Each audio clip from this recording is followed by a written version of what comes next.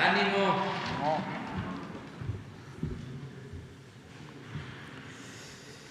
Bueno, vamos a dar una buena noticia, muy buena. Ayer se vacunaron más de 1 millón de personas. Es cifra récord y nos da muchísimo gusto poder anunciarlo. Vamos a ver las gráficas.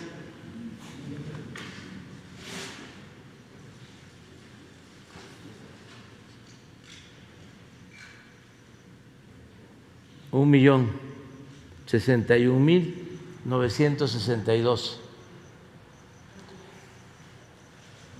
¿Por qué está creciendo el número de vacunados? Porque se ampliaron brigadas y además se está vacunando a gente más joven, a adolescentes casi,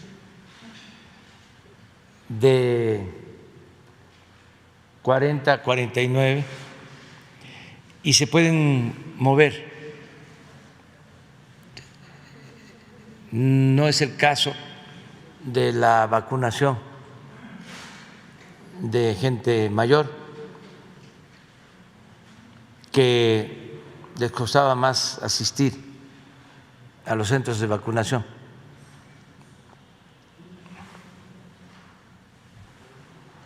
Esto es lo que se está registrando y miren, les vamos a poner otra gráfica de los estados. A ver si la tenemos. Sí.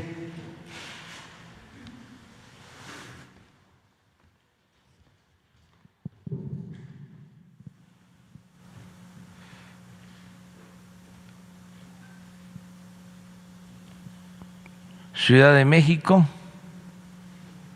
ayer 102.912. Estado de México 221.134.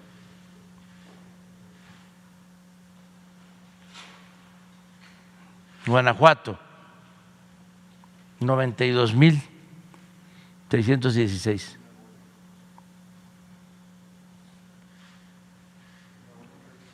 Nuevo León, 63,565. Este 53 es de Tabasco, 53,768. A ver, Jalisco.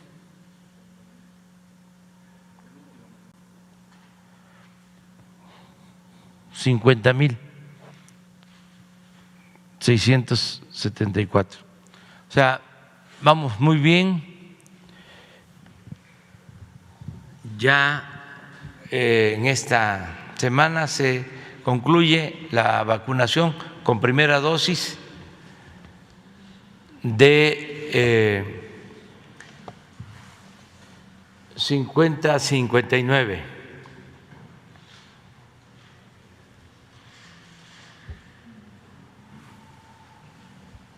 Si seguimos como vamos, se va a cumplir el que en octubre tengamos vacunados a todos los mayores de 18 años del país, aún con una dosis en el caso de los jóvenes. Pero vamos muy bien y ya la semana que viene se van a hacer anuncios también muy importantes porque vamos a tener vacunas adicionales de laboratorios y de gobiernos para poder cumplir con el compromiso de concluir en octubre, cuidando que no vaya a haber un nuevo problema, una tercera ola, vacunar antes de la temporada de frío, de lluvia, de invierno. Ese es el propósito. Entonces esa es la buena noticia. Nos vamos con Adrián Pacheco y Eduardo Quevedo. No sé si están aquí.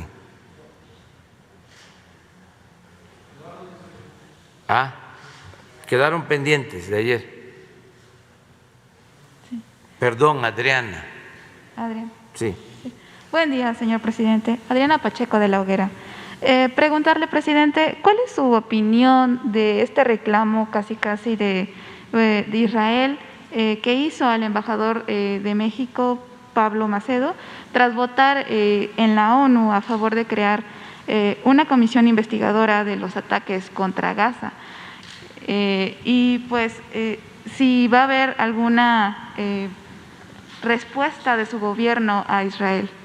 Esa sería la primera pregunta. Sí, pues nosotros respaldamos la política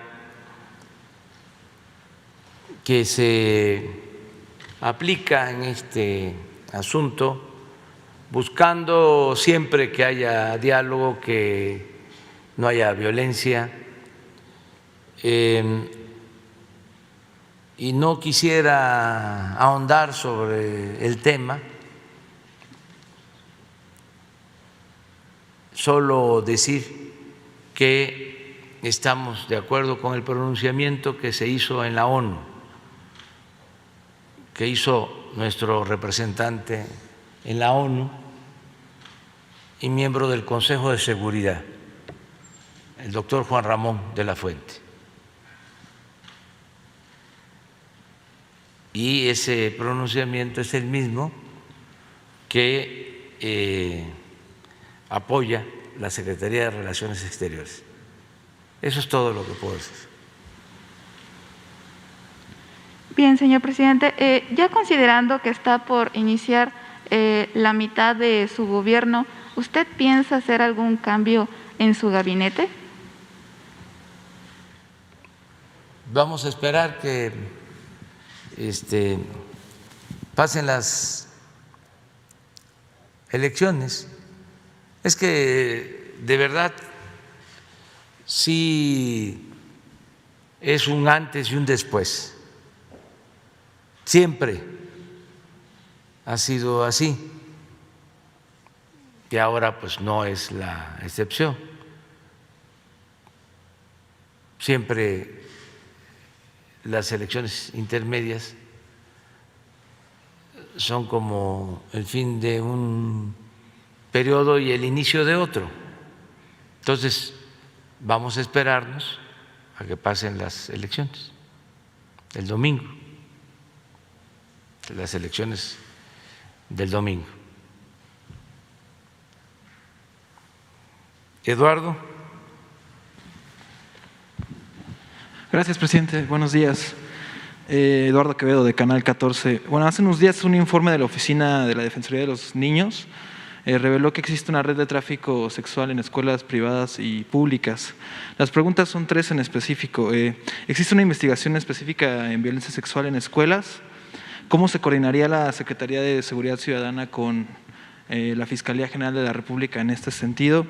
Y por último, y sin quitarle importancia a las otras dos, ¿se pueden modificar los procedimientos de la SEP para que una denuncia de violencia contra niños y niñas pase inmediatamente a la Fiscalía correspondiente?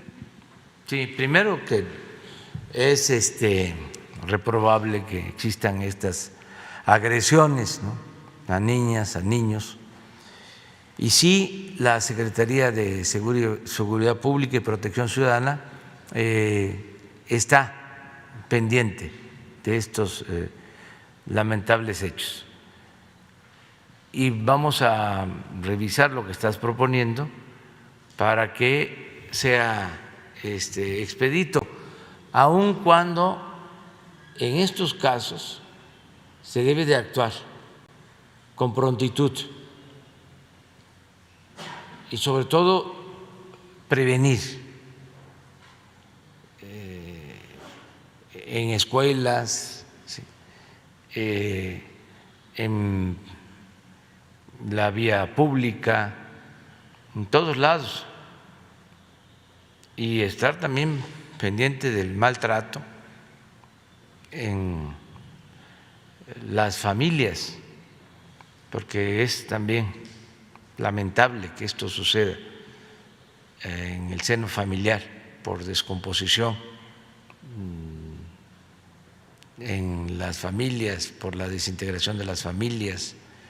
Entonces, sí estamos trabajando, sí estamos atentos a esto todos los días, y vamos a pedirle a Rosa Isela que nos informe, la secretaria de Seguridad.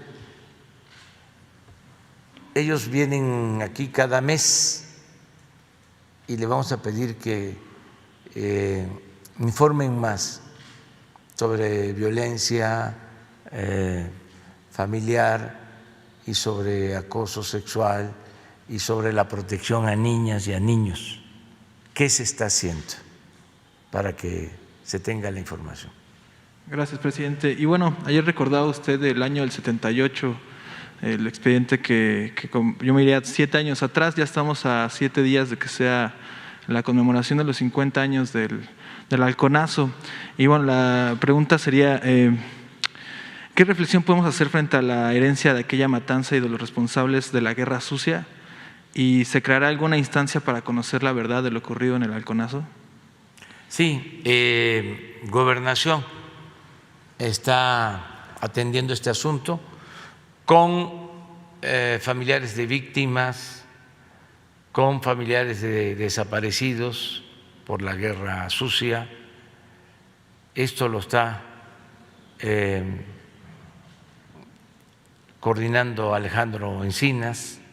Ha tenido reuniones con padres, familiares de desaparecidos de ese entonces y también con quienes participaron tanto en el halconazo como en el 68, quienes estuvieron en Tlatelolco, quienes fueron víctimas de la represión, quienes estuvieron encarcelados, y también lo que se conoce como el periodo de la Guerra Sucia, la desaparición de muchas personas en ese tiempo de autoritarismo. Entonces, sí está Alejandro trabajando sobre eso, me ha estado informando sobre esta situación y vamos a seguir viendo qué podemos hacer, no olvidar esos casos. Vámonos con dos, a ver, contigo y luego el compañero, o sea, dos, y ustedes dos después. Buenos días, presidente. Meme Yamel de Damexico News y Sin Censura. 3 temas muy breves. El primero, tenemos conocimiento de un documento que se le hizo llegar el 4 de marzo por parte de un grupo de trabajadores de Pemex, en el que le proponen aplicar la cláusula 134, en la que prácticamente le piden, sugieren más bien, jubilar a aquellos que son jubilables, que estarían cumpliendo ya 40 años de servicio en Pemex, para poder hacer un movimiento escalafonario y que se contraten más personas, en donde incluso le han pedido a los trabajadores de Pemex que se contrate para mantenimiento y demás. Preguntarle, presidente, si usted, que es de hecho la responsable de la cláusula 134, es en común acuerdo del patrón con los trabajadores, si la podría aplicar, si considera que sería una buena opción para contratar personal en la base, pues los escalafones más bajos, y así poder apoyar a los trabajadores de Pemex que le están pidiendo más empleados justamente en estas áreas. Bueno, primero decir que a diferencia de antes, se han mantenido todas las prestaciones laborales a los trabajadores petroleros. Recuerdo que anteriormente, en el caso de los trabajadores electricistas, se les modificó su contrato colectivo de trabajo para aumentarles la edad de jubilación. Y ahora volvió a quedar como estaba antes el contrato colectivo. Es decir, se reivindicó a los trabajadores electricistas. En el caso de los trabajadores de Pemex, aun cuando de la dirección ofrecían que se aumentara la edad jubilatoria de los trabajadores, algo insólito, porque cómo los dirigentes de los trabajadores ofrecen el aumento de la edad de jubilación de los trabajadores que representan, claro, a cambio de que se mantuvieran los privilegios para los dirigentes. Entonces, no se aceptó. Esto para que lo sepan los trabajadores. Ahora hay alguna efervescencia en el sindicato porque se van a llevar a cabo elecciones. Es un compromiso que tenemos. Entonces, van a elegir a sus representantes de manera libre los trabajadores. Ese es el compromiso. Y una vez que se terminen esos procesos de renovación con el método democrático, sin preferidos, mujeres u hombres, sino los que elijan libremente los trabajadores, esos van a ser los representantes. Una vez que termine ese proceso, que quedó pendiente por la pandemia y ahora por las elecciones. Ya vemos una revisión del contrato, si esto es conveniente para los trabajadores, si les ayuda a los trabajadores y si están de acuerdo los trabajadores para que se lleven a cabo estas modificaciones al contrato. ¿Habrá, por ejemplo, algún tipo de investigación en el caso de, por ejemplo, Manuel Limón, que es diputado del PRI y también representante sindical o trabaja en el sindicato, que no podría, de hecho, ser las dos como en su momento lo hizo Sí. Romero de Champs? Nada ilegal se permite. Ya ustedes conocen el caso del dirigente que estuvo por muchos años en el sindicato, más de 30 años dominando. Afortunadamente entendió que ya son otros tiempos y se jubiló. Pero esto debe de servir para que se comprenda que hay una nueva realidad y también que no hay persecución para nadie. Esos mismos dirigentes, si cumplen con lo que establece el estatuto, si están en condiciones de participar, lo pueden hacer como cualquier otro trabajador que tenga el derecho, puede participar y va a decidir la base, van a decidir los trabajadores. En un segundo tema, presidente, aquí afuera en Palacio Nacional hay un plantón que es una huelga de hambre, de hecho. Están exigiendo la liberación de Manuel Germán Ramírez Valdovinos, que está acusado por asesinar a un hombre que estaría vivo, presidente. Lo sentenciaron a 41 años de prisión en el Estado de México, lleva 21 en prisión. Y han pasado 4 administraciones priistas en el Estado de México y nadie ha hecho absolutamente nada. Ellos tienen entendido que el único que podría meter las manos es el gobernador del Estado de México, pero le piden, presidente, su esposa, de hecho platicamos con ella, y nos pide que le preguntemos si usted podría hablar con el gobernador, la secretaria de Gobernación tiene conocimiento del caso, para que se atreva a hacer lo que no hicieron ninguno de los otros, sus antecesores.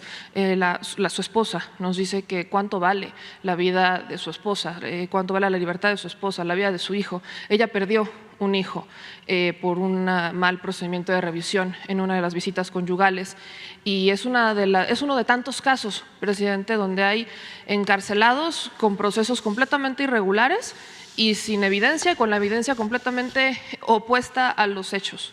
¿Qué se podría hacer desde esa trinchera? Pues estamos actuando. En el caso especial, particular, que nos planteas, le voy a pedir a Leti Ramírez que se atienda y vamos nosotros a ayudar para que se le informe a la señora. Y también estamos atendiendo todos los días casos de injusticia. Hoy precisamente les voy a dar a conocer. Sí podemos hacerlo, es un asunto de seguridad, no de justicia. Lo de los que están presos sin sentencia.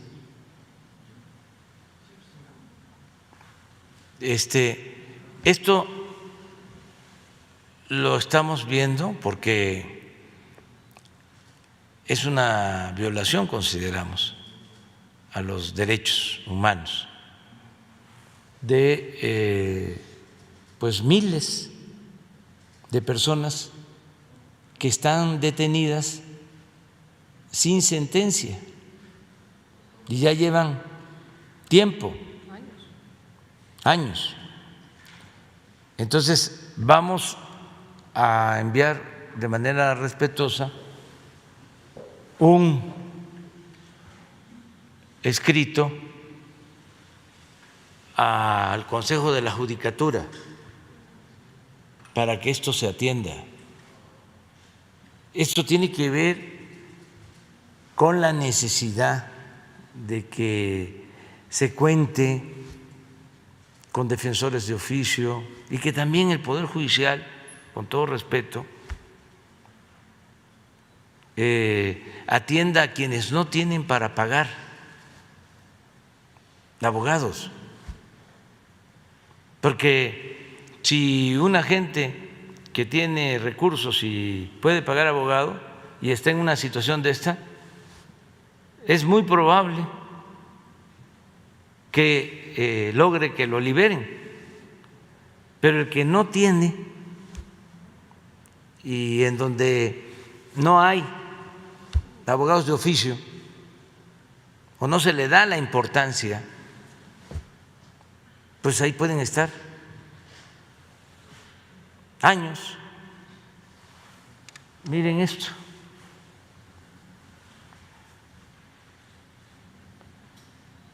La población del Fuero Federal en los penales, 12.227, procesados 6.126.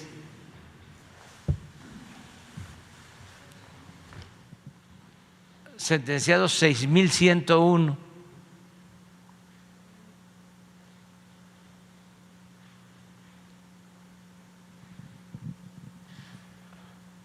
Procesados del Fuero Federal por tiempo en reclusión, sin sentencia, de 2 a 5 años, 1.063. De 5 a 10 años, 2.378. De 10 a 15 años, 579. Y hay 90 de 15 a 20 años, sin sentencia. Entonces vamos a atender esto y lo que estás planteando de manera especial. Pero todos los días, esto hoy se trató en el Gabinete de Seguridad. Y ya por último, presidente, para ser muy breve, ya inició la veda electoral. Evidentemente no voy a preguntar ningún tema electoral, ni mucho menos, pero sí cabe preguntarle, presidente, la responsabilidad de las autoridades, como por ejemplo la FEPADE. Muchos nos han preguntado sobre esta confianza que se le tiene, la gente quiere denunciar, la gente está observando, como quizás no se había hecho antes, un proceso intermedio como lo es este.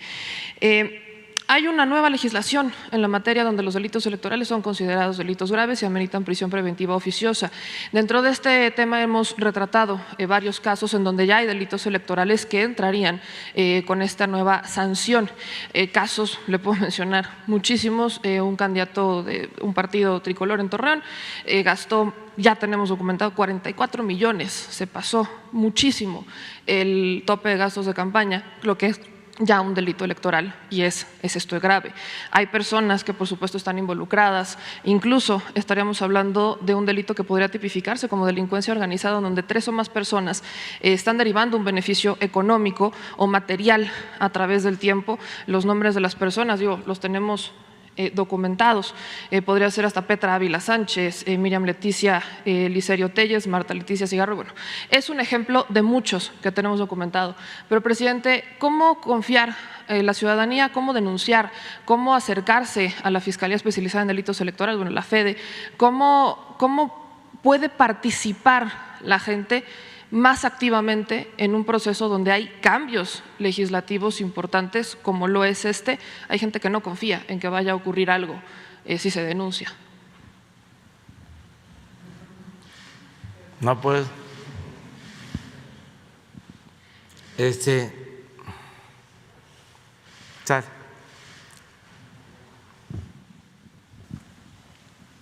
Gracias, presidente. Buenos días. Preguntarle sobre el regreso a clases. Me ha tocado ver a algunos padres de familia que pues tienen temor de que sus hijos regresen a la escuela, sobre todo en aquellas familias donde los papás no están todavía vacunados. ¿Qué mensaje les daría si ustedes ya tienen algún porcentaje de escuelas a nivel nacional que sí vayan a regresar a clases? Entiendo, por ejemplo, que Zacatecas, Guerrero, dicen que por ahora todavía no hay condiciones. Y también algunos padres dicen, pues ya para qué regresar si queda solamente un mes del ciclo escolar. Usted decía que quizás se ampliara o decía que a lo mejor no era solamente ese mes. ¿Hay posibilidades de que se amplíe el ciclo escolar o ya se va a quedar como está? Miren, mañana vamos a informar sobre el tema de educación y del regreso a clases.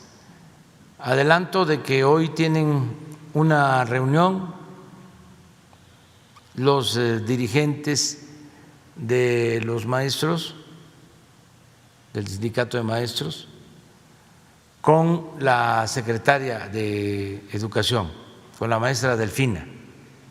Hoy se van a reunir y mañana vamos a informar sobre estos acuerdos en lo que tiene que ver con la educación pública.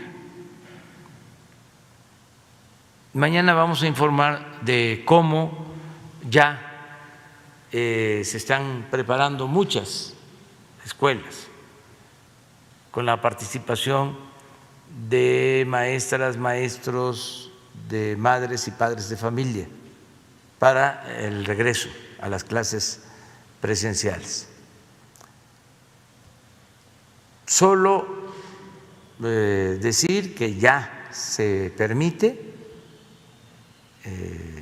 en todos lados, siempre y cuando haya semáforo en verde, y que es de todas formas voluntario, no es obligatorio. Tiene que haber acuerdo en cada núcleo escolar, pero se están logrando estos consensos en varios lugares, en varios estados. Entonces mañana vamos a tratar el tema. Bueno, presidente, y preguntarle sobre su agenda de fin de semana, si nos pudiera ya dar el detalle de dónde va a votar, a qué hora va a votar, si va a tener gira, decían que iba a ir a Sonora, si se mantiene esta gira viernes y sábado o no, o va a permanecer en Palacio, también si ya tiene algo de agenda con Kamala Harris, algo ya previsto. Bueno, voy a salir nada más el viernes, regreso el sábado.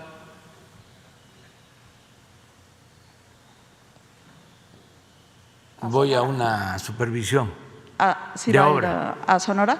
No, voy a Tabasco, Chiapas, Campeche y Quintana Roo, y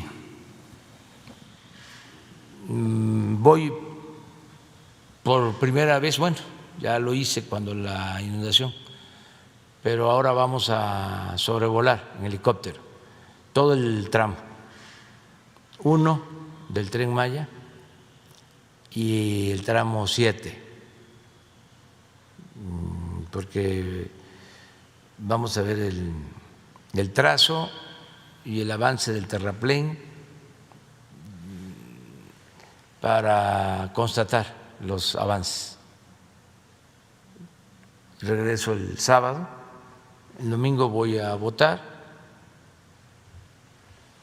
Todavía no sé bien a qué hora, es probable que sea como a las 10 de la mañana.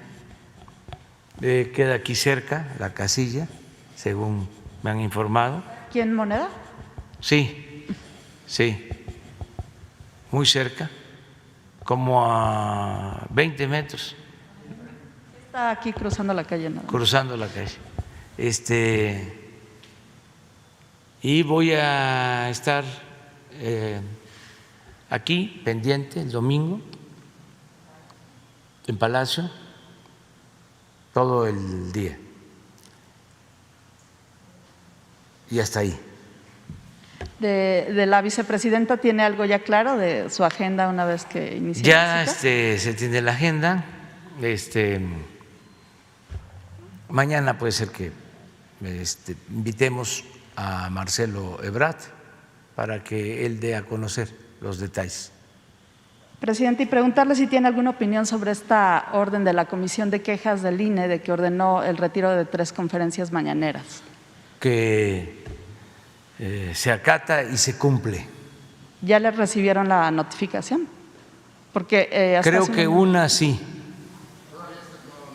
Todavía la segunda no. Yo tengo ahí mis diferencias, ya lo saben ustedes. Yo considero que nosotros informamos, no hacemos propaganda. Y la Constitución nos protege. Pero si ellos tienen una interpretación distinta y han tomado una decisión, nosotros vamos a respetar ese punto de vista. Y ya finalmente preguntarle sobre la vacunación. Si una vez que en octubre se vacune a personas de más de 18, abarcarían a los adolescentes de 12 a 16 años como hay en otros países. Estamos ahora analizando y también se está haciendo en el mundo, porque lo que se recomienda es de 18 en adelante, pero no descartamos esa posibilidad. Va a depender de lo que decidan los organismos encargados de la salud en el mundo. La Organización Mundial de la Salud, básicamente.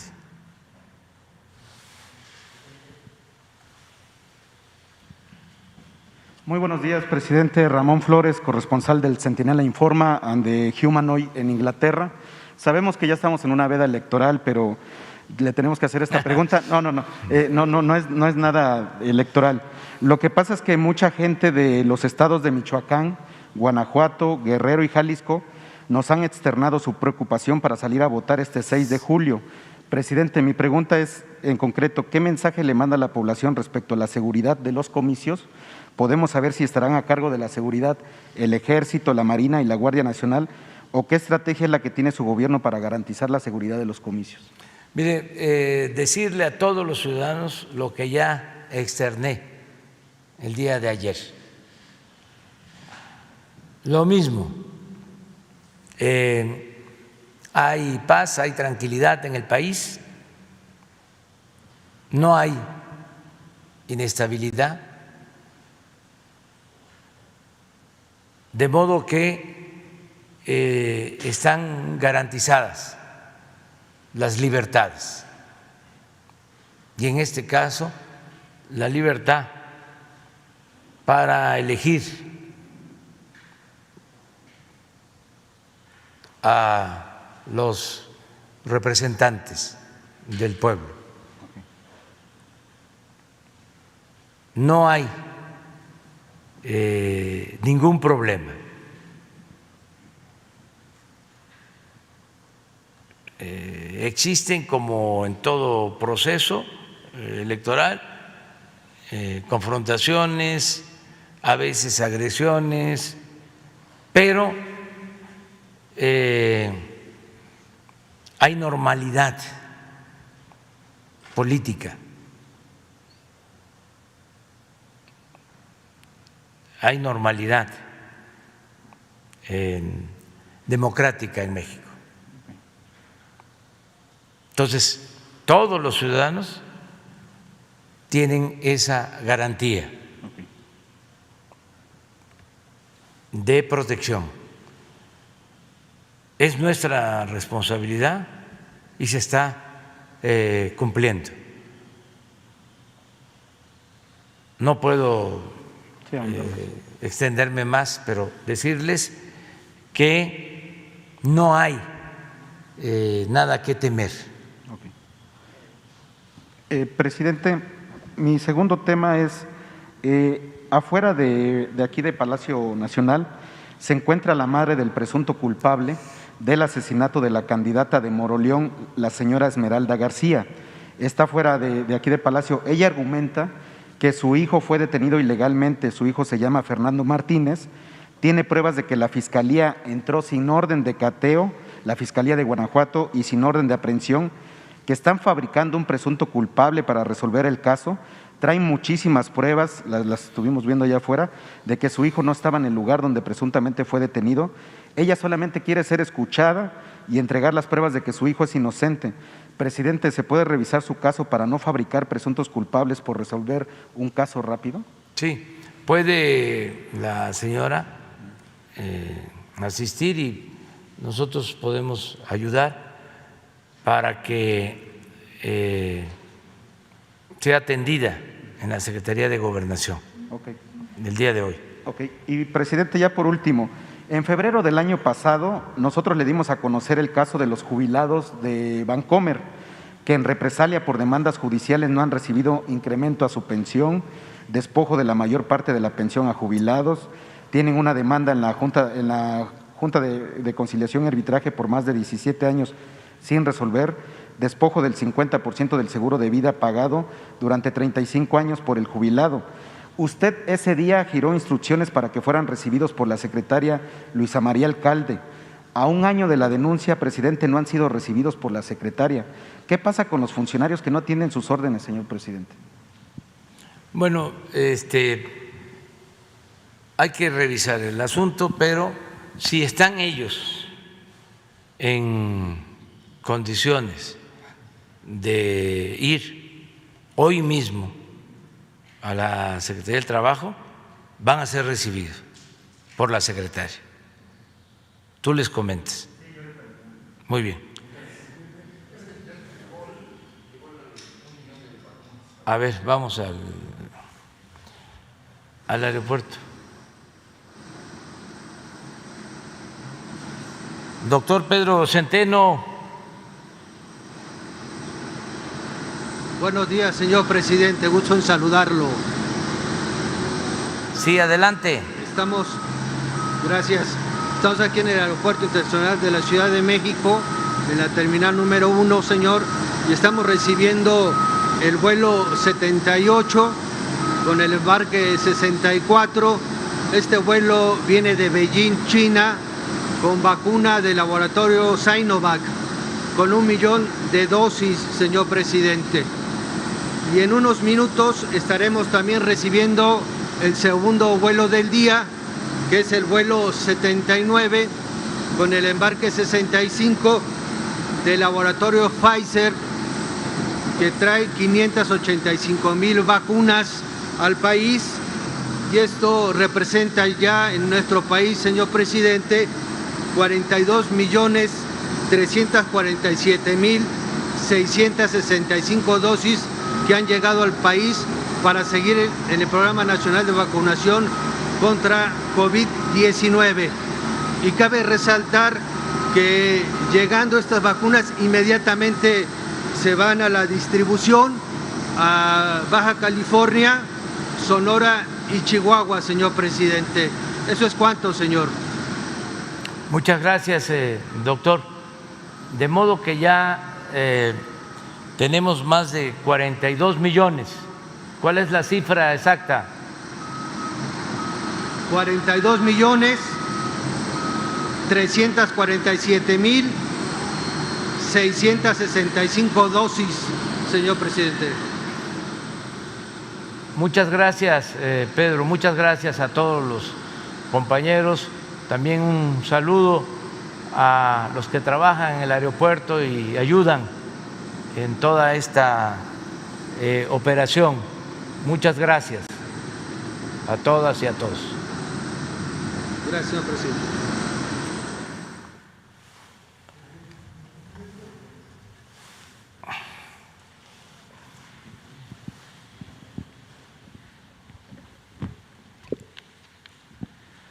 Luego, el compañero. Buenos días, señor presidente. Sósimo Camacho, de la revista Contralínea. Presidente, usted ha comentado que se va a investigar, se va a llegar a fondo en el caso de la línea 12 Y la pregunta es si se va a investigar, bueno, incluso el actual secretario de Relaciones Exteriores ha dicho que se pone a disposición de las autoridades y, bueno, pues él ha comentado que, bueno, pues que pueden seguir adelante las investigaciones y él está a su disposición.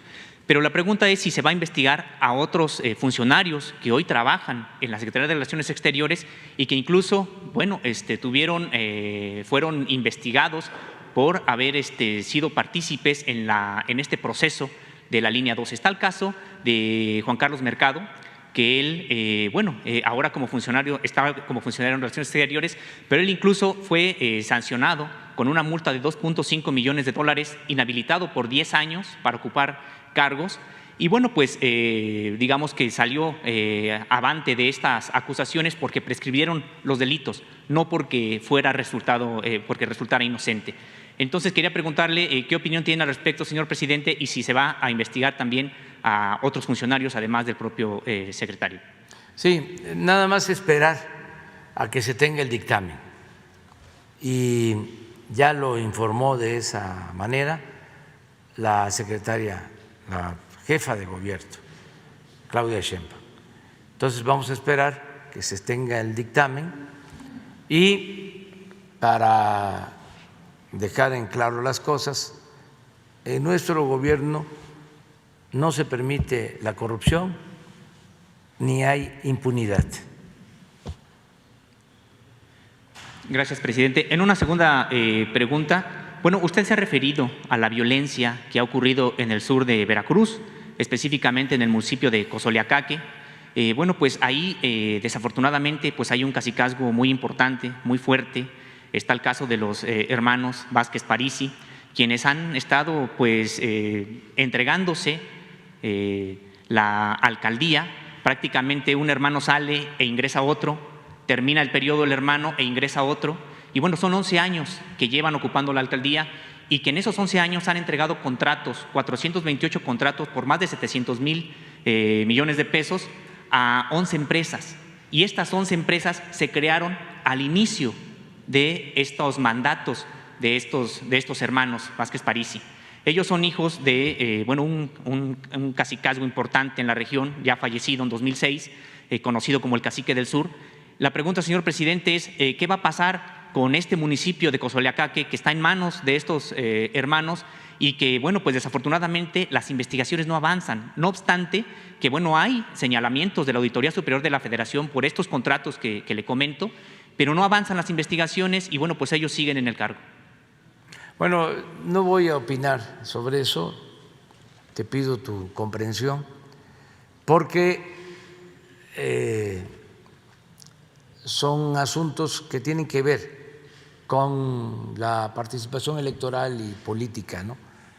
Entonces, pasando las elecciones, lo que sí puedo decir es de que en Cozolia, como se le llama a Cozoleacaque, que además es un municipio de gente muy buena, muy solidaria, muy fraterna, que los recuerdo mucho. He ido a Cozoleacaque, pues yo creo que 50 veces, pero no solo he ido, me he quedado a dormir. Por ahí pasó el éxodo por la democracia, ahí me quedé a dormir, nos atendieron muy bien. Bueno, allí desgraciadamente perdieron la vida 2 mujeres, una candidata y su mamá, en ese entonces precandidata, y ya están los responsables detenidos y otros están prófugos, pero ya se está haciendo justicia.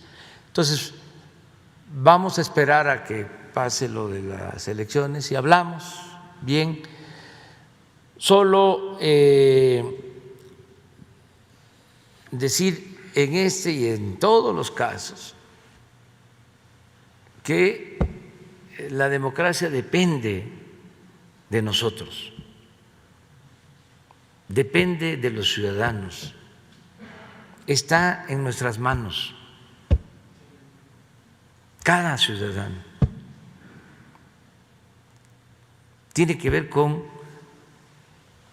el ejercicio pleno de nuestra libertad. ¿Para qué digo esto? Bueno, para que nosotros mismos digamos basta y no nos dejemos manipular, influenciar por nadie, que actuemos de acuerdo con lo que nos dicte nuestra conciencia, en plena, en completa libertad. Decía Hidalgo, y lo repetía Juárez: quien quiera ser libre, lo será.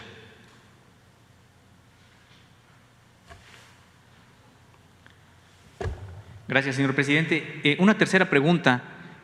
Bueno, ayer fueron liberados los normalistas de la Escuela Normal Rural de Mactumatzá, Chiapas.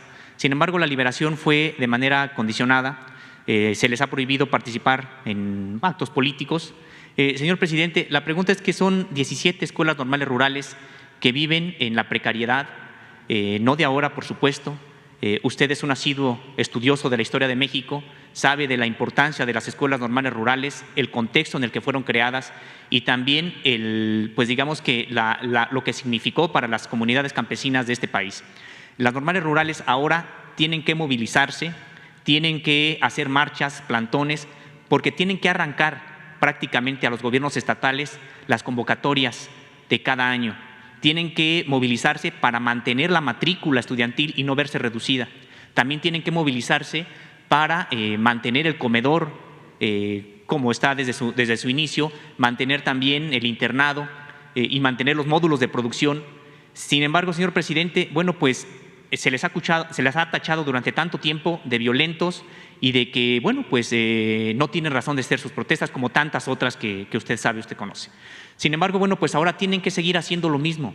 Y estos estudiantes, precisamente con estas movilizaciones, mantuvieron abiertas las escuelas normales rurales. De no haberse movilizado, de no haber realizado este tipo de acciones, hubieran cerrado ya desde hace mucho. Como usted sabe, más de la mitad fueron cerradas por Díaz Ordaz en 1968. Uno podría pensar que solamente la represión fue en la Ciudad de México contra los estudiantes de la UNAM y las demás universidades de aquí de la ciudad, pero no. La represión estudiantil en 1968 prácticamente se diseminó por todo el territorio nacional y bueno, terminaron cerrando, como le decía, más de la mitad de las escuelas normales rurales. ¿Hay algún programa de su gobierno de rescate a las escuelas normales rurales? Y no me refiero a con que se abran escuelas a las que se les ponga escuela normal rural. Está el caso del MESHE, señor presidente, que usted tuvo a bien pues reinaugurar, reabrir de nueva cuenta. Sin embargo, señor presidente, no cuenta con todas las características que cuenta una normal rural. Tiene 5 ejes y prácticamente no los tiene el MESHE. Entonces, la pregunta, señor presidente, es si habrá algún programa para impulsar a las normales rurales, protegerlas a las normales rurales y que mantengan el modelo educativo que han tenido en más de 80 años. Sí, sin duda. Y se ha avanzado, pero falta más. Y se va a seguir apoyando. Tanto en el caso de las normales como en escuelas como Chapingo, donde estudian los hijos de campesinos, la gente más humilde, más pobre, van a tener todo el apoyo, siempre. Es una convicción. Nada más que ahí yo quiero, pasando las elecciones, hablar con todos los estudiantes y con todos los maestros sobre este asunto, porque también hay abusos. en el manejo de los fondos, en el caso de las normales. Se entregan los recursos y no se distribuyen con equidad. Esa es la información que quiero presentar en su momento para decir, vamos a apoyar siempre. Señor presidente, pero ¿estos abusos de parte de quién son? ¿De las direcciones, de la Secretaría de Educación Pública Estatal? De los que tienen el manejo de las normales. Y a veces con medidas de represión al interior de las normales. O sea, de grupos que tienen el control en las normales y hasta obligan a los alumnos a tener conductas antisociales para tener el derecho al comedor, para tener la posibilidad de estudiar. Entonces, no queremos cacicazgos. Los caciques duran hasta que el pueblo quiere y ya no es el tiempo de los caciques. Entonces, sí es una causa de lo más justa que puede haber,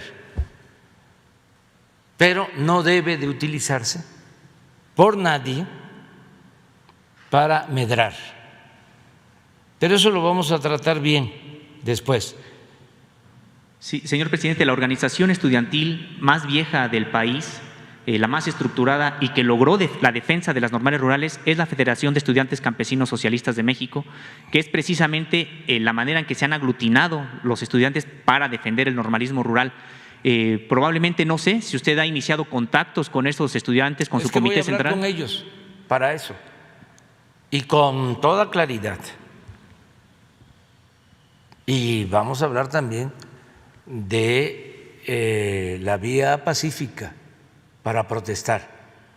Nosotros no somos represores. Yo no soy Díaz Ordaz. Entonces, vamos a entendernos bien, pero no a los cacicazgos. Nadie debe de abusar en ningún lugar, en ningún sindicato, en ninguna organización, en ninguna universidad. Es lamentable que todavía hay personas que manejan las universidades públicas, que son caciques, que llevan 30 años, así como los líderes charros de 20, de 30, de 40 años en los sindicatos, así, pero rectores de universidades públicas. Entonces, todo eso no se tolera. Claro, no nos vamos a meter nosotros a la vida interna de una universidad que es autónoma, pero no podemos guardar silencio, no nos podemos quedar callados.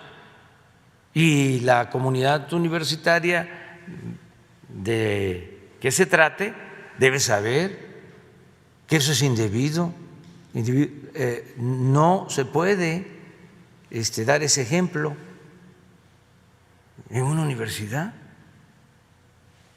¿Cómo? Entonces es interesante el tema y todo el apoyo para los estudiantes.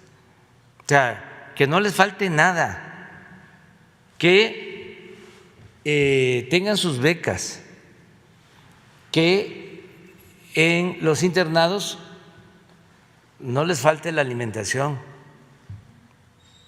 que reciban educación gratuita, de calidad,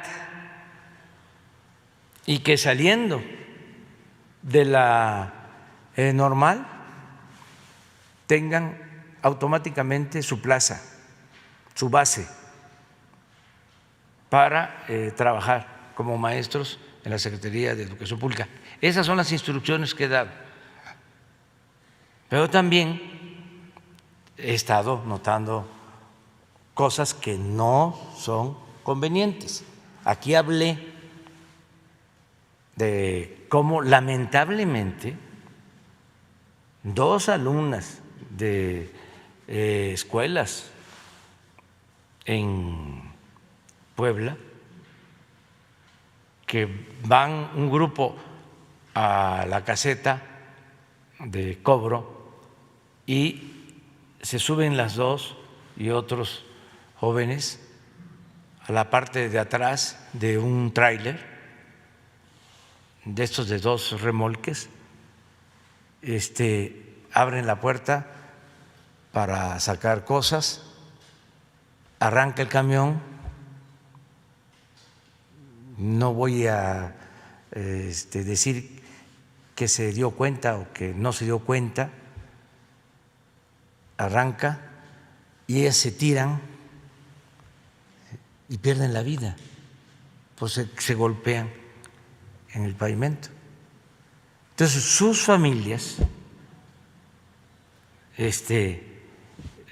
porque se va a ver a las familias, pues para ayudar, porque eso es un asunto que duele mucho, muy lamentable, tratándose además de 2 mujeres, de 2 jóvenes.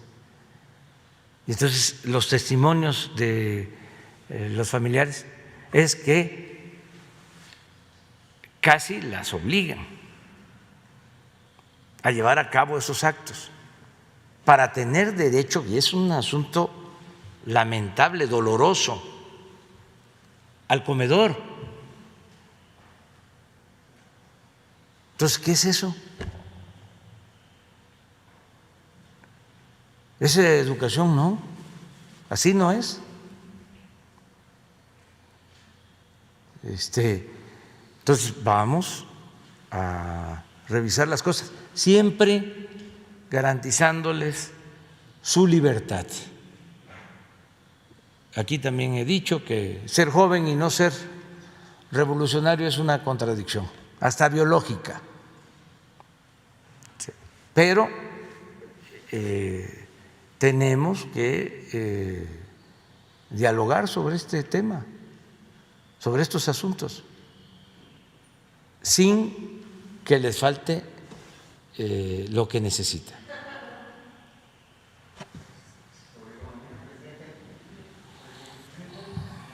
A ver.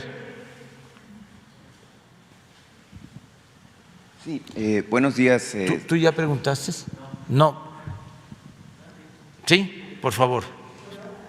Buenos días, señor presidente. Demián Duarte, del canal Sonora Power de YouTube. Sobre el tema económico, llama la atención, bueno, sabíamos el martes pasado, Hacienda ya había elevado el pronóstico de crecimiento para este año en particular, y bueno, hay una serie de indicadores de los que incluso ya habló usted ayer.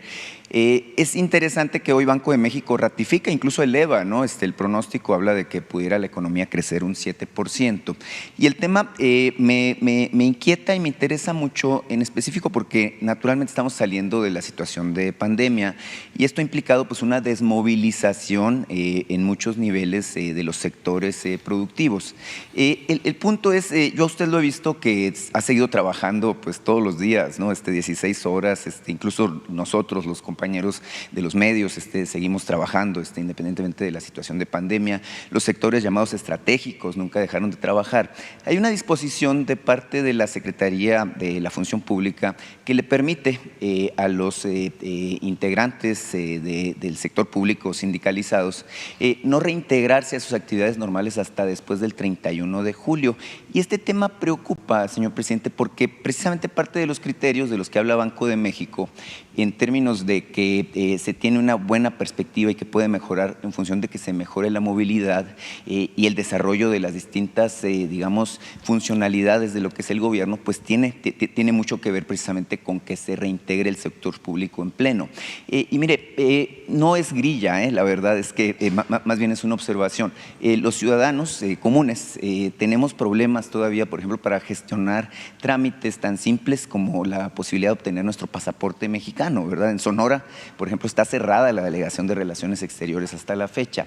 Pero más allá de eso, por ejemplo, hay temas muy delicados. Uno que abordé yo aquí, por ejemplo, es el tema de Conagua.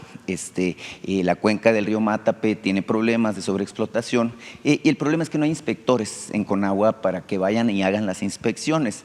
Lo mismo ocurre con otros sectores. Mire, tengo documentados por lo menos 1000 casos de inspecciones que no se han hecho en el sector de energía. La Comisión Reguladora de Energía no tiene inspectores y hay una suspensión, así se llama técnicamente, suspensión de términos. Es decir, si yo tengo un trámite que hacer y voy a la ventanilla, me dicen que no existe un plazo fijo. Entonces sería importante, señor presidente, sin presionar naturalmente, porque sabemos que está la pandemia y que hay una recomendación del sector salud, una recomendación técnica, visualizar la manera en la que estos trámites y esta normalidad en la cuestión de la tramitología pudiera regresar, digamos, a lo que es por lo menos aceptable. Hay plazos muy vencidos de 3 meses, otros de 6, otros de 9, otros de 12, unos de 18, otros de 24, que no tienen nada que ver con la pandemia y que siguen ahí, ¿verdad? Sin pues que se les dé curso. Entonces, creo que para regresar a integrarnos a esta normalidad sería importante que se tomaran cartas en el asunto.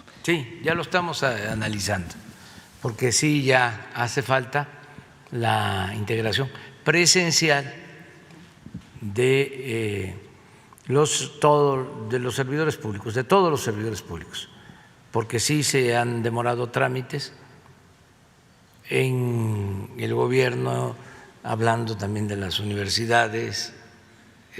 Hay quienes no han podido hacer sus trámites para recibirse porque están cerradas las universidades, y también lo que tú estás planteando. Ya lo estamos viendo y vamos a ir a la normalidad plena pronto.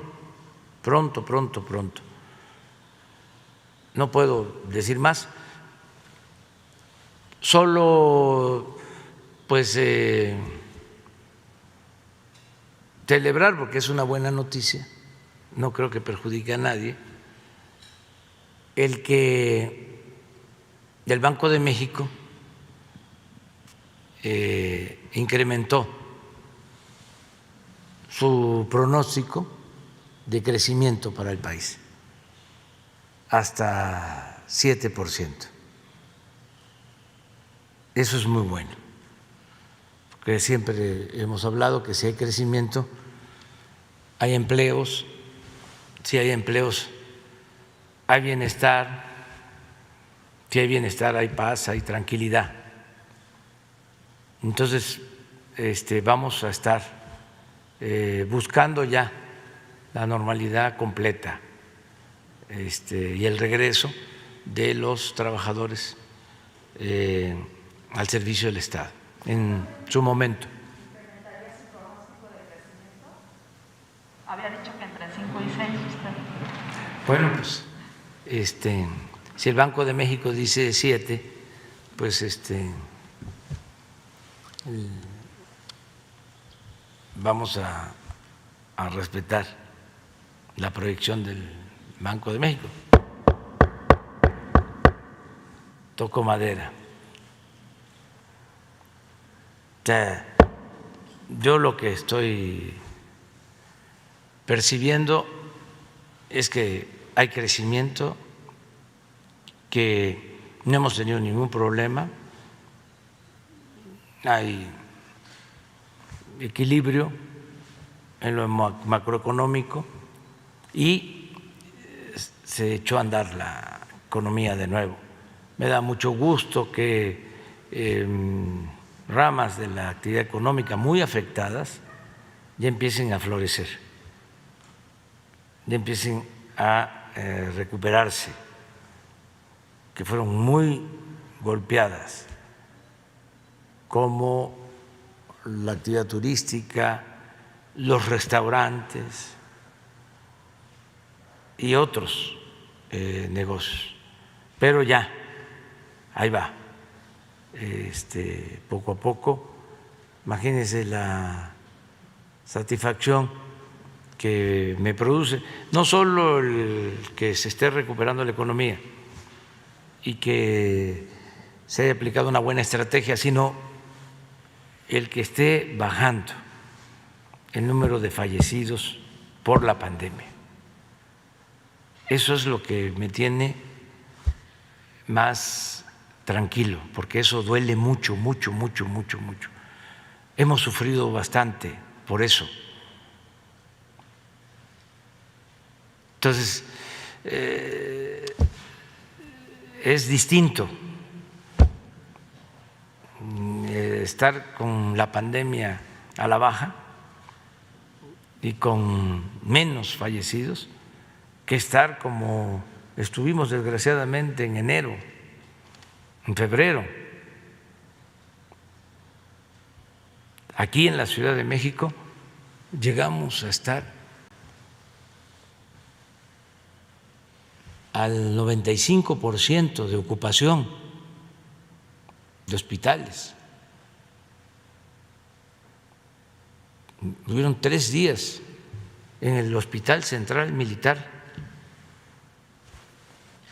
lleno, completo, que sí teníamos espacios en otros hospitales, pero llegaban ahí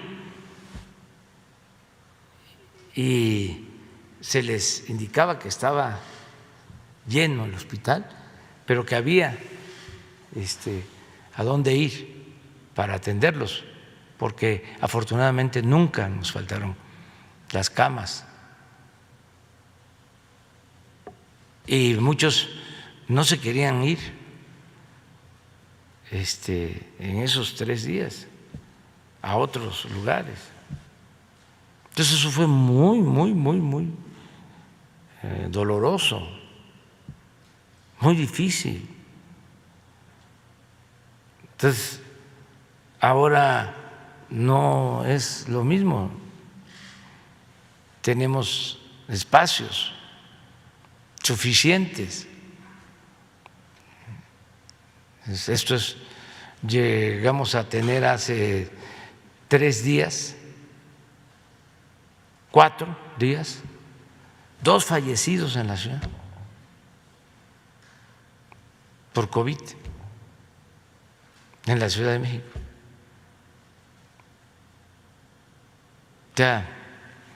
Entonces, eso es lo principal y nos va a seguir ayudando mucho el plan de vacunación, porque estamos como en el 9º lugar de vacunas recibidas en el mundo. 9º. Fuimos subiendo.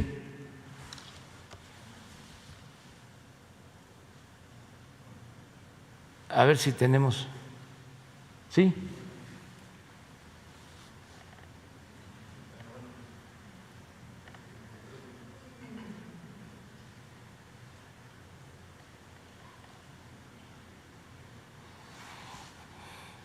Esto es lo que nos está ayudando muchísimo para la reactivación de la economía.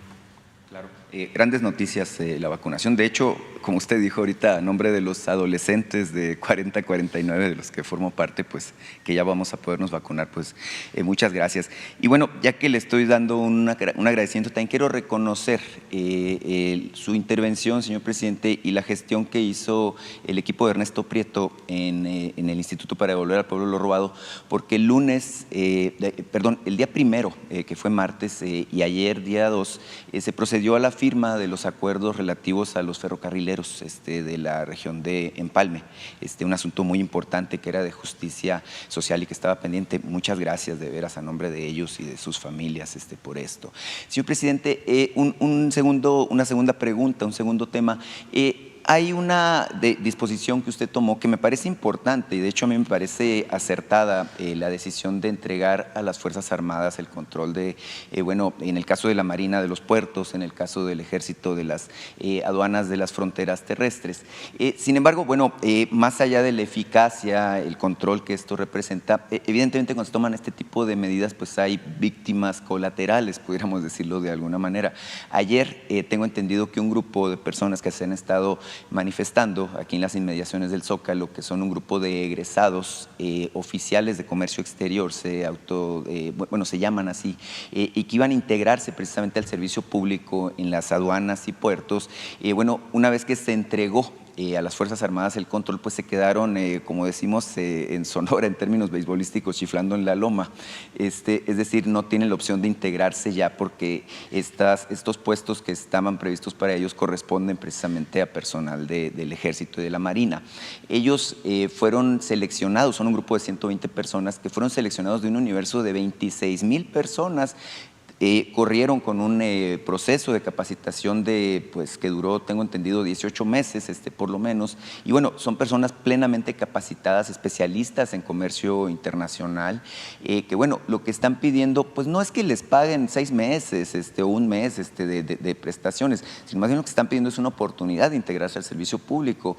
Ellos consideran que su actividad puede ser perfectamente compatible con la de los especialistas del Ejército y de la Marina. Entonces, en ese sentido, yo al atenderlos y entender su situación, hice un compromiso de que le iba a plantear aquí el tema, señor presidente. Sí.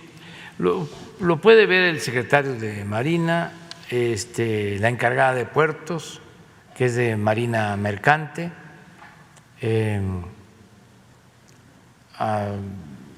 Cuando ellos estén en posibilidades, nosotros ayudamos para que los reciban.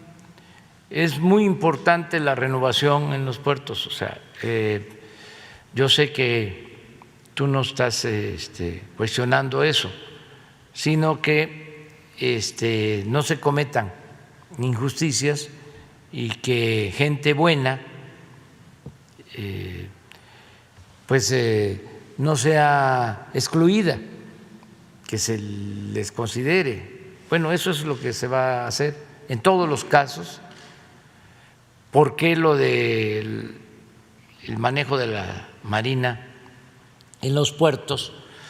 Porque tenemos que enfrentar el flagelo del contrabando y sobre todo de la entrada de la droga sintética, del fentanil. Hace poco, de ahí de Manzanillo salió un cargamento por mar a Lázaro Cárdenas de fentanilo, y ahí se decomisó la droga. Iba a España. Entonces, ahora los puertos pues, son los que más transportan mercancías. Esto es fruto de la modernidad o del crecimiento del comercio marítimo. Entonces, sí necesitamos ahí más protección, pero no tiene la Armada pues a todos los elementos, porque también tiene que llevar a cabo otras labores, otras funciones. Este es algo adicional. Tienen que garantizar pues la seguridad en los litorales, en los mares del país, defender la soberanía. Nos están ayudando en la formación de la Guardia Nacional, nos ayudan en el dragado de los ríos. Acaban de llegar dragas que se adquirieron con ese propósito, como es algo que tiene que ver con la protección civil, y eso sí expresamente está permitido informarlo, pues puedo comentar que esas dragas nuevas van a significar que ya la Secretaría de Marina tenga capacidad, sea autosuficiente para llevar a cabo todos los trabajos de desasolve de ríos, de desembocaduras al mar, de desasolve de puertos. Ya no se va a requerir contratar, lo va a hacer la propia Secretaría de Marina. Nos ayudan mucho para tener limpias las playas de sargazo. Bueno, nos ayudan en la atención médica. Agradecerle mucho a enfermeras, a enfermeros, a médicos de la Marina, como también a todo el personal médico de la Secretaría de la Defensa que han estado ayudando, porque se abrieron sus hospitales para la atención a toda la población. Los hospitales de la Marina, los hospitales de la Secretaría de la Defensa se abrieron para atender a todos los que necesitaban apoyo médico con el COVID. No solo se atendió a militares, a marinos, sino a muchísimos ciudadanos que fueron a estos hospitales y nos han estado ayudando en el transporte, en la logística del plan de vacunación. Bueno, en la vacunación misma hay marinos, hay soldados oficiales del ejército ayudando. Si no, no alcanzamos a vacunar más de 1 millón en un día. Solo piensen cómo se diseñó, porque aquí estamos hablando de resultados, pero para llegar a esto implicó planeación, implicó muchas reuniones para tener acuerdos, implicaron gestiones al extranjero,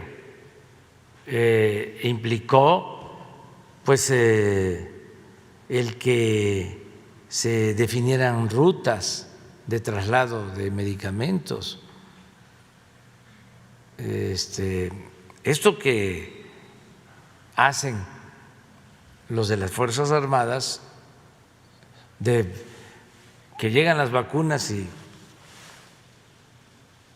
se distribuyen y se está vacunando hasta en los pueblos más apartados, porque no es nada más en las ciudades. Aquí es relativamente fácil, pero llevar la vacuna a la Tarahumara, a la Lacandona, a la Mixteca, a la Sierra Norte de Oaxaca o Sierra Juárez, pues no es un asunto sencillo. Bueno, todo eso es aportación de las Fuerzas Armadas. De modo que sí vamos a buscar la forma de que se entrevisten estos servidores públicos con el secretario de Marina y con la capitana encargada de los puertos. Ellos pueden recibirlos. Muchas gracias, señor presidente. Usted sabe, muy importante y estratégico para todo el país, por supuesto, pues en Sonora tenemos 6 puertos fronterizos, 2 puertos que manejan de alguna manera comercio internacional. Entonces, por supuesto, es fundamental. Y son muchachos de Oaxaca, de Sonora, de Sinaloa, etcétera. Entonces, muchas gracias, señor presidente, por su atención. Buenos días, presidente. Muchísimas gracias. Miguel Velázquez, del periódico Publimetro. Presidente, me gustaría comentarle lo siguiente. En los últimos años hemos visto tragedias que han sufrido los ciudadanos en obras gestionadas y construidas tanto en gobiernos conservadores como en gobiernos del pueblo. Ya lo comentábamos hace un momento, lo mismo pasó en la línea 12 del metro, que hoy se cumple un mes de la tragedia, como en el Paso Express. Cuando ocurrieron estas tragedias, presidente, la oposición en su momento exigió renuncias de funcionarios y aunque sabemos que la renuncia no es suficiente para obtener la justicia que las familias de las víctimas requieren, porque pues la renuncia de estos funcionarios no va a pagar las facturas de hospital ni la recuperación de las víctimas. Pues la respuesta de las autoridades, como se ha mencionado, es que hay que esperar el dictamen para deslindar responsabilidades. Sabemos que el funcionario que puso la firma final pues no es el mismo que compró los materiales, no es el mismo que tuvo el error de cálculo, pero sí tiene una responsabilidad, presidente, precisamente por autorizar. Mi pregunta es con base en esta responsabilidad, ¿por cuánto tiempo este funcionario tiene que seguir cargando con esta responsabilidad de una tragedia que sucedió en una obra gestionada en su gobierno? ¿Y qué pasa con estos funcionarios? Porque al final del día ellos prometen desempeñar leal y patrióticamente un cargo y que si así no lo hicieran, el pueblo se los demande. Pero cuando el pueblo se los demanda, presidente, pues muchas veces vemos vueltas y vueltas y vueltas y no vemos algo concreto. Esa sería mi primera pregunta, presidente. Bueno, que va a haber justicia, es lo que yo puedo contestar, y que se está esperando el dictamen y no va a haber impunidad.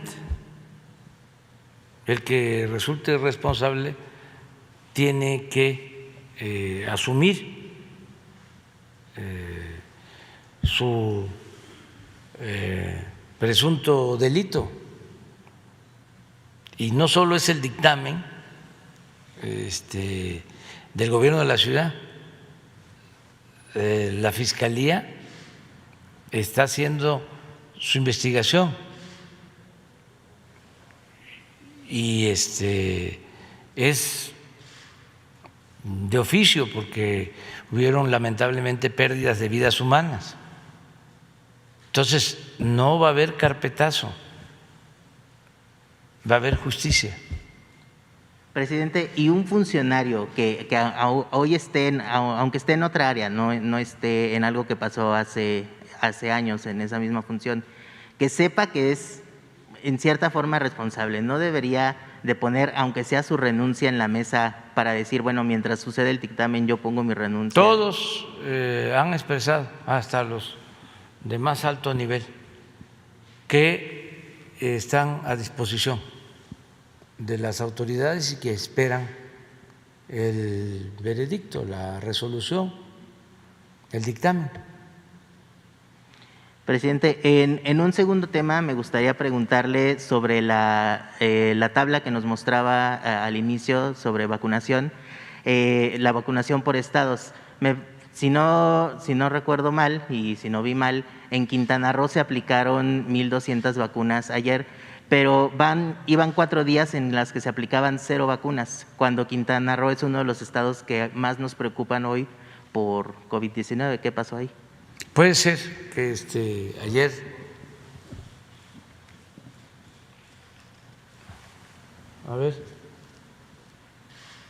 puede ser que ayer no se hayan aplicado suficientes. 22 de mayo, 23 de mayo, 29 de mayo, 30 de mayo, 0 vacunas en Quintana Roo. Sí. Son 1,200, ¿no? Sí. Estas. Sí, pero hay cuatro ceros ahí. Sí, seguramente en todos hay ceros, digo en varias, por el traslado y por la preparación. ¿Mande?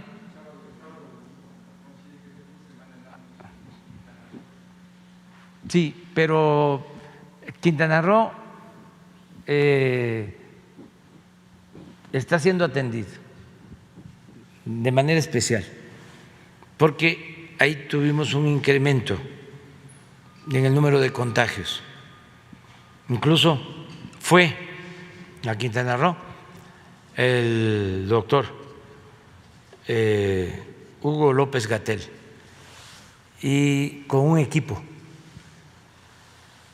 y se están tomando medidas, el gobernador está actuando, yo diría que bien, y se acordó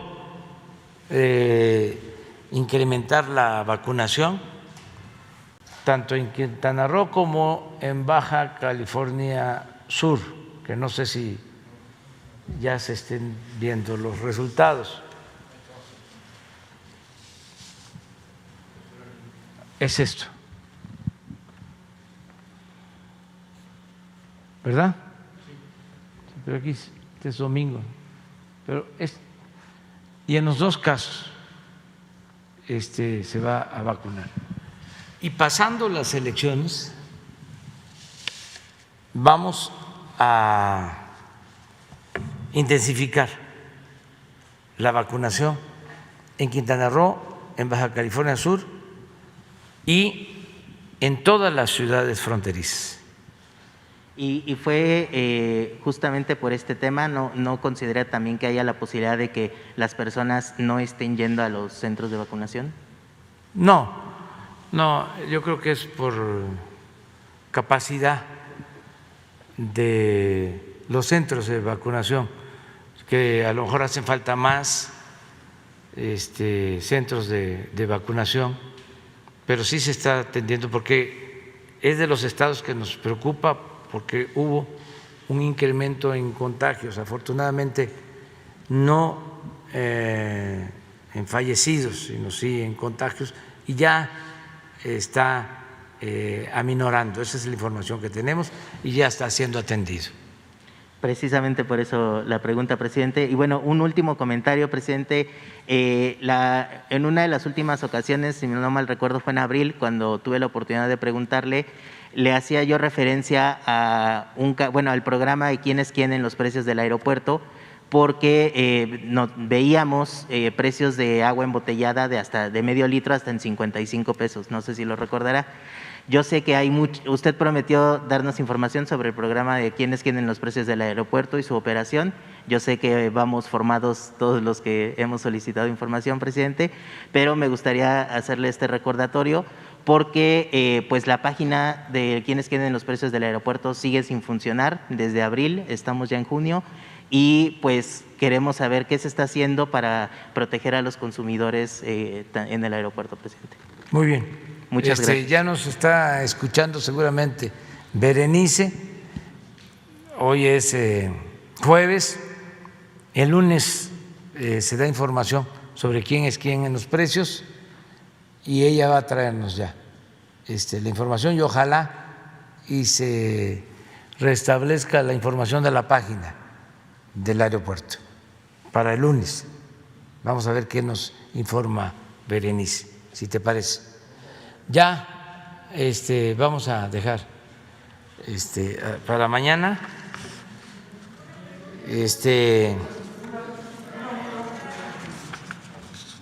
vamos a procurar ya terminar y mañana seguimos.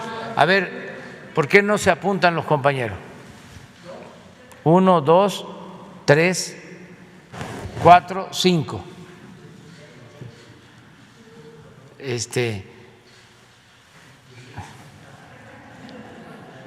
Allá la compañera, ¿sí? Para mañana, que la pasen bien.